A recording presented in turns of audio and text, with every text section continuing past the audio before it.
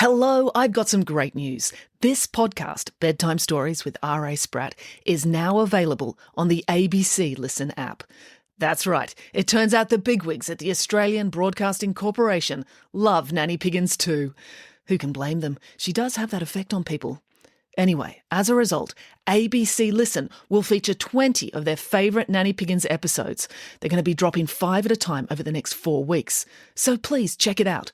There'll be new theme music and less of my waffly promos, so you're going to love it. Plus, the support of the ABC is a huge help for me as an independent podcaster. So supporting Nanny Piggins on their platform will help me keep kicking this can down the road.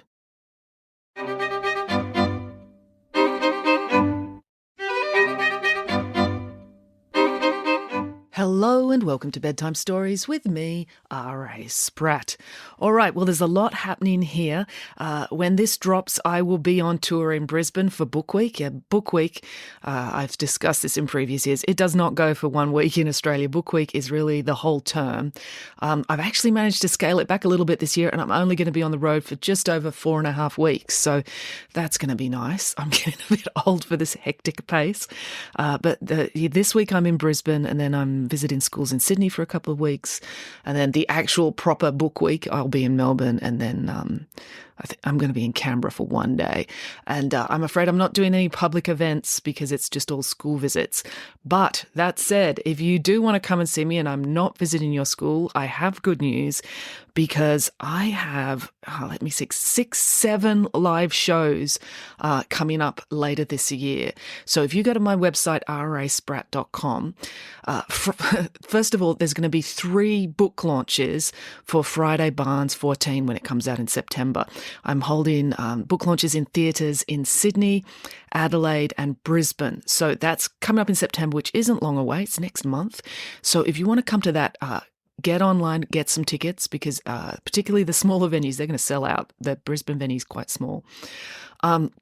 And then if you're not in Sydney, Brisbane and Adelaide, and you're feeling a little upset that I'm not coming to visit you, I will be in coming at Christmas time in December, going to Melbourne and Perth. And again in Sydney. Sydney's easy for me because I can just drive to get there, so I do go to Sydney slightly more often. And also, so those tickets are on sale now for the shows, the Christmas shows in Melbourne, Perth and Sydney. But just like 2 days ago, I've also managed to lock in a theatre in Auckland, New Zealand on the 12th of December. Tickets are not on sale for that one yet, but they will be in the next couple of weeks. So as I say, I'm going to be, if you follow me on Instagram, you'll see I'm travelling all around the country in the next 4 weeks, visiting schools for Book Week, which unfortunately does not mean many public events that people can come along to, but I have a whole bunch of public events coming up, and you can get tickets on my website. And Canberra, if you're feeling left out, I am not doing a theatrical show in Canberra this year, but I am appearing at the Canberra Writers Festival, and I believe they have a family day that I'll be appearing at. So again, the details are on my website. If you look at it, there's either the live shows page for the theatre shows, or just in the upcoming events, everything's listed as well. All right.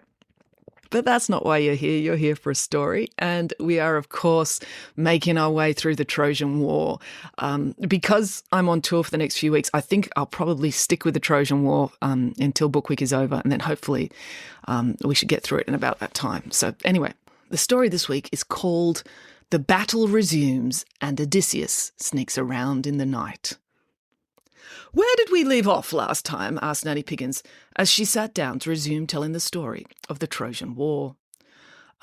Paris was supposed to finish the whole Trojan War with no further bloodshed by facing Menelaus in one-on-one combat, but when Menelaus scratched him, Paris ran away back to his bedroom, said Derek.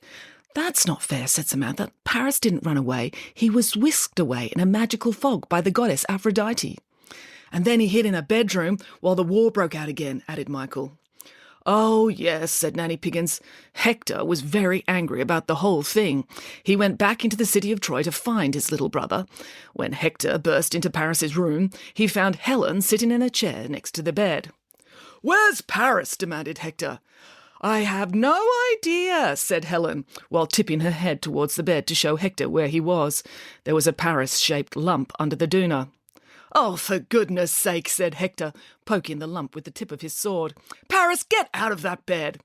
"It's not me. I am but a humble servant," said the lump.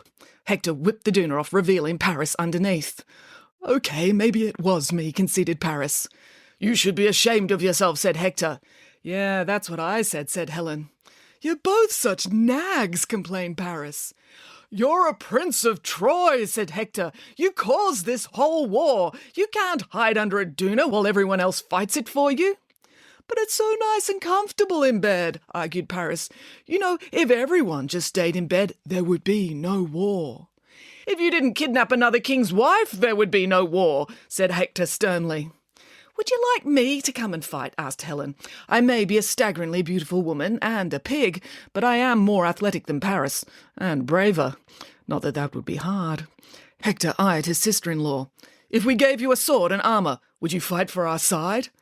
"Probably not," conceded Helen. "I'd probably just fight my way to the nearest cake shop and stay there until you men had worn yourselves out and finished all this squabbling." "I can't say I blame you," said Hector. "But I'd better get back out there. If the Trojan soldiers think both of the city's princes have deserted them, it may occur to them that monarchy is not the most effective form of government. Then we'll all be out of work. Paris, I expect to see you in your armour back on the battlefield in 10 minutes. Otherwise, I'll come back here and decapitate you myself. Do I make myself clear?" Yes, there's no need to yell," said Paris, as he began picking up his armour and doing up his buckles as slowly as he possibly could. Back on the battlefield, the Greeks and the Trojans fought all day. Despite all the bashing and bopping and stabbing and killing, neither side was able to claim victory as the sun began to set. When night fell and the armies withdrew for the night, the Greeks were worried.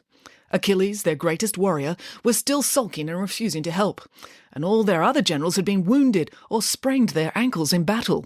So the Greeks used the cover of darkness to build up their defences. They built a huge wall and a big ditch to protect their camp from the Trojan army. Meanwhile, the Trojan army were feeling very confident. Yes, Prince Paris had abandoned them at the worst possible moment. But Paris was bad at fighting anyway, so it didn't really matter.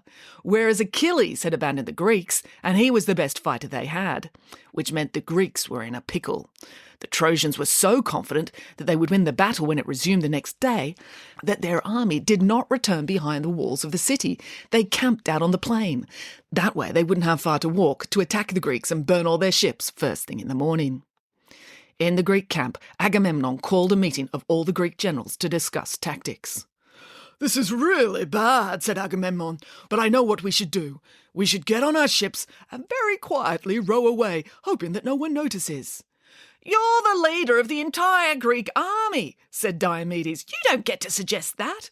"Just because I'm in charge doesn't make me any less likely to die if someone stabs me in the chest with a spear," said Agamemnon. "Shh, be quiet," urged Diomedes. "If the men hear you talking like this, they'll kill you." "I'm tempted to kill you myself." "We're Greek heroes. We're meant to be brave." "But we're outnumbered and surrounded," said Agamemnon. "We're doomed." "Piffle to that," said Odysseus. "It's just a bit of a sticky situation. I'm sure we can come up with a cunning plan. We just need some information that we can use against our enemies." "How can we get information?" asked Agamemnon. "We can't Google the Trojans. The internet hasn't been invented yet." "We'll need a spy," said Odysseus, "someone super brave and super cunning to sneak out over our wall and across the ditch to eavesdrop on the conversations taking place within the Trojan camp." "But who would be insanely stupid enough to do that?" said Agamemnon. "Insanely stupid or insanely cunning?" asked Odysseus. "Definitely stupid," said Agamemnon. "Well, I am going to do it," said Odysseus, "for I am Odysseus, and no one in all the ancient world is as good at sneaking around, telling whopping big lies, and being tricky as me." "Fine," said Agamemnon, "and take Diomedes with you." "Hey, why me?" asked Diomedes. "You threatened to kill me 2 minutes ago," said Agamemnon. "I knew I shouldn't have said anything," said Diomedes. "I should have just done it." A short time later, Odysseus and Diomedes had disguised themselves as Trojan citizens and were sneaking across the battlefield towards the Trojan army. It was dark, so they had to be careful where they put their feet. They didn't want to accidentally step on the blade of a sword, the tip of a spear, or even grosser, a dead body. As Odysseus and Diomedes made their way towards the Trojan camp, they spotted someone coming towards them. It was a Trojan soldier. "Quick, hide," said Odysseus. Hide, said Diomedes, but there's nowhere to hide. We're in the middle of a battlefield at night. There's nothing here except for hundreds of dead bodies. Pretend to be a dead body, said Odysseus. Oh, that's actually a good idea, said Diomedes. So they both lay down and pretended to be dead. As soon as the Trojan soldier passed by, Odysseus leapt up and bopped him on the back of the head. Ow! Cried the Trojan soldier. Hush, said Odysseus. But it hurts, complained the Trojan soldier. I'll stab him, said Diomedes. That'll make him be quiet. You can't stab him, said Odysseus. I want to ask him some questions. Please don't hurt me. You don't have to ask questions. I'll tell you everything, said the terrified Trojan soldier. The Thracians have just arrived to assist us. What you should do is steal their horses. Why would we do that? Asked Diomedes. It's going to be hard to sneak back to our own camp if we have to take a whole team of horses with us. Because of the prophecy, said the Trojan soldier. Which prophecy? Asked Odysseus. These are the ancient Greek mythology days. Prophets are making prophecies all the time. There's been a prophecy that Troy shall never fall once the white horses of the king of Thrace enter the city of Troy. Diomedes sighed. Ugh, I guess we're going to have to figure out a way to silently steal a whole load of horses then. Okay, let's kill this traitor and get going. Oh, please don't kill me, said the Trojan soldier. I haven't told you everything I know yet. Well, what else do you know? Asked Odysseus. I can tell you the watchword, said the Trojan soldier. The what? Asked Diomedes. It's the password you can use to prove that you're a Trojan soldier and not a Greek spy, said the Trojan soldier. But we are Greek spies, said Diomedes. Yes, but we're trying to pretend that we're not, Odysseus reminded him. Oh, yeah, remembered Diomedes. Okay, so what's the watchword? Phoebus, said the Trojan soldier. I'm never going to remember that, said Diomedes. Write it down. I didn't bring a pen, said the Trojan soldier. What about you? Diomedes asked Odysseus. I don't have a pen either, said Odysseus. There must be something we can write it down with, said Diomedes. Do you want to use some of my blood? Asked the soldier helpfully. Oh, good idea, said Diomedes, with which he stabbed the Trojan soldier to get some blood, and the soldier died instantly. What did you do that for? Asked Odysseus. Well, he said we could use him as ink, said Diomedes. But now I can't ask him any more questions, complained Odysseus. Oh, let's just steal those horses and go, said Diomedes. So Odysseus and Diomedes made their way into the ranks of the Trojan army. It was easy to find the Thracians because their horses were pure white, which made them stand out in the moonlight. The problem was there were so many men asleep on the ground, it would be impossible to get the horses out without waking the soldiers. Oh, we could kill them all really quietly, suggested Diomedes. No, I have an even better, more cunning idea, said Odysseus. You go and harness the horses, ready to ride off when I give you the word. Diomedes released the horses from their pen and tied them all one to another so they'd stay together in one long line. Meanwhile, Odysseus snuck about between the sleeping soldiers and tied their shoelaces to each other. Did they have shoelaces in ancient Greece? Asked Derek. Derek Green, are you applying logic to my story again? Demanded Nanny Piggins. Oh, sorry, Nanny Piggins, said Derek. I don't know what I was thinking. Nanny Piggins continued. Odysseus went around all the soldiers, tying their shoelaces together, buckling their sandals to each other, strapping their armour to 2 men at once, so that all the soldiers were totally tangled up in their equipment. And then Odysseus called out to Diomedes. Diomedes, I'm ready! Let's go! Finally, said Diomedes. Giddy up, yelled Diomedes as he spurred the horses forward. As soon as they heard the commotion, the Thracian soldiers leapt up and then immediately fell down again because their shoes and clothes and armour were all a tangled mess. And it was dark, so they had no idea what was going on. They thought they were being attacked by enemies, so they started bashing each other up, trying to get free. The Thracian horses were magnificent, swift creatures. Unfortunately, a little too swift. Diomedes urged them forward, and they took off for the Greek camp, leaving Odysseus behind. The Thracians were confused amongst their tangled clothes and armour, but they did notice a complete stranger standing in the middle of their camp. Hey, look, there's a Greek spy, said a Thracian. Someone kill him! Oh no, interrupted Boris. Odysseus is going to die. Boris, now come on. This is the Trojan War. It happened before the Odyssey. And obviously, Odysseus survives the Trojan War, otherwise the Odyssey would be a very short, very empty book, which it is not, let me tell you. It's a great thick book with many, many words, arguably many more than were necessary.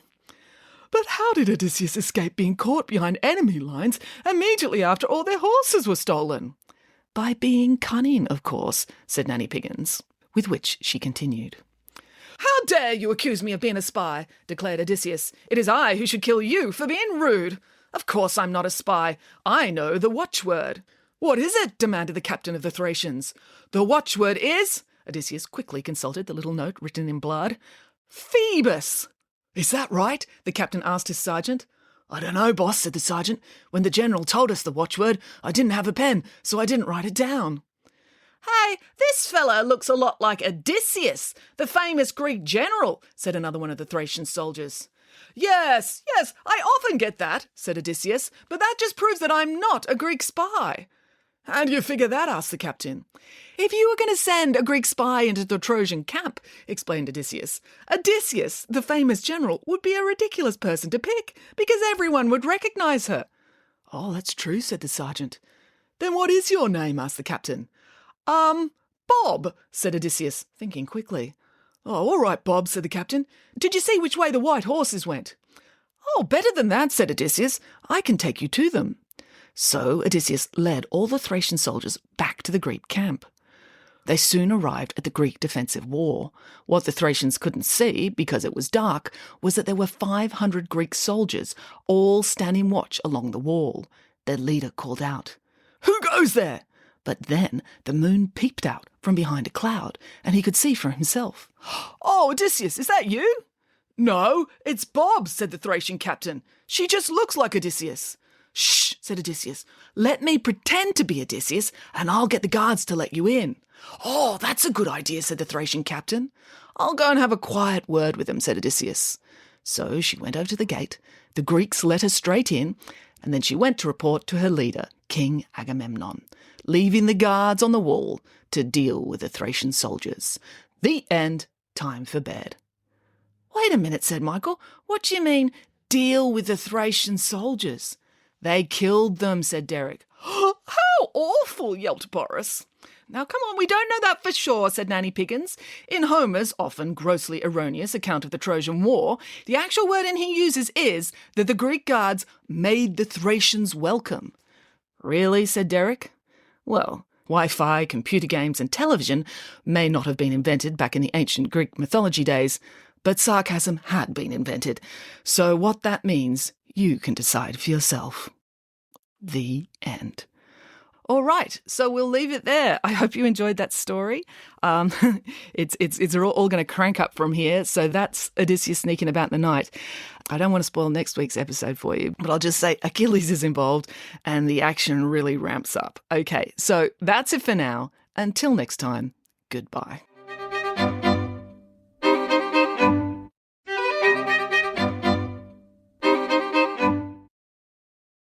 Hello, it's me again. If you enjoyed listening to Bedtime Stories with R.A. Spratt, it would be really helpful if you could like, subscribe, follow, and or review the show on whatever podcast platform you're listening to now. Every little one of those digital affirmations helps, and the bigger this podcast gets, the more I can justify procrastinating from my real job to keep bringing these stories to you. Thank you.